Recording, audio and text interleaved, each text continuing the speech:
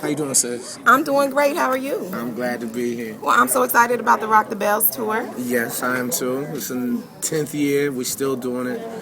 It's unbelievable that we still even here, grinding it out. So, what is it like in the music business 20 years later after you first freestyle learned from Rapper's Delight, like you said? 20 years later in the music business, it still never ceases to amaze me the power of hip hop music and the way that it evolves over the years. The one thing that scares me sometimes is, and I have to be very honest and frank, how they've associated the blackface now with Satanism and hip hop. I don't get the correlation or the connection how black people became satanic within a culture that was used for street politics, that was able to reach the people in a certain way. So 20 years in the game, I've watched the evolution, but the one thing that I'm watching is for the snakes. And they're trying to bastardize our culture slowly through the iconic figures like Jay-Z and Kanye, and they're putting these stigmas on them. And 20 years down the line, I'm happy to see the evolution of hip hop, but I'm also scared for the face of hip hop because it's almost like evil's the new good to me. Well, you know what? We actually, my sister-in-law and I, we've researched music where they say play it backwards and you'll see this and you'll listen to that and you get a negative connotation.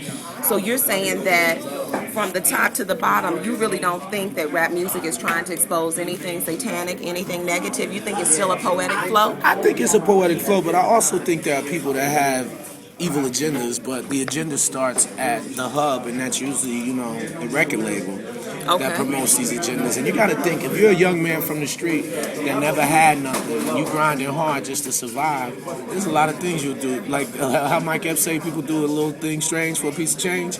But I believe that sometimes. I'm not saying that all of us are like that, but you got to really look at the evolution of hip hop. We started with African medallions. Okay. And it was pro-black. We had names like Queen Latifah, Lakim Shabazz, Brand Nubian, and I can go on. Poor Righteous Teachers, KRS-One. It was a conscious level that was starting to rise, and then the next evolution was gangster rap. And then and I hate to even use that phrase. Which had a negative connotation. No, we have to call a spade a spade. It was doing a lot of things, producing a lot of enemies coast to coast. Exactly. And I ultimately believe with any great political movement, and my head might be on the chopping block for this, but so be it. When any great political movement, there has to be infidels and infiltrators that come in to bastardize the craft. And I think that's what happened. They realized that young black men have a voice that extends beyond record, that extends beyond radio. So they had to scramble to make it go another direction. And I think that's why gangster rap was introduced. And that's just my analytical take on it, because I've been in it for so long. My father's a historian. I was raised a Pan-Africanist. And you got to think, Malcolm X, Marcus Garvey, Martin Luther King lived for one specific thing: to be on the mic in front of the people. Now they let us speak to 50,000 people, and all we can say is, all I want is a big booty hoe. So, I thought we came a little bit further than that. So that's just my opinion, So let's take it one generation further. You said you taught your son how to rhyme. He's now 23. He's a great freestyler. Yes, he is. What did you give to him that has a positive impact? I gave him everything that I know. My father was a stickler for raising us to understand culture. And my son had his moment where, he was listening to Lil Wayne and, all of these thug MCs. And he thought he told me one day Lil Wayne was the best rapper in the world. And you were like? My mouth fell open. I was hurt. My heart was hurt. But then I told him, I said, you know what? I'm going to give you some time to think about that. And you'll see one day what it is. And it took him about 4 years. And he snapped out of that and became conscious. And that's why I love that word, because I had to back off and let him live. I said, you want to run the streets? I know you rapping thug music when I ain't around. You rapping revolutionary when I'm in your face. When I ain't around, you talking about busting guns and doing all that stuff.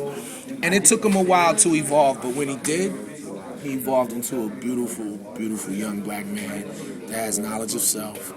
I'm a stickler for that. My father used to say, if you don't know nothing, you can't rap about nothing. Will he be on the tour with you? Yes, this is his first time coming on tour. He just had a child, so I wanted him to stay home and raise the baby for a little bit. What's his stage name? His name, he calls himself Camouflage Hodge. We're looking for Camouflage. He'd be mad if I said that. He just really wants to go by Haji now, but I named him Haji. that when he was little. His name is Haji.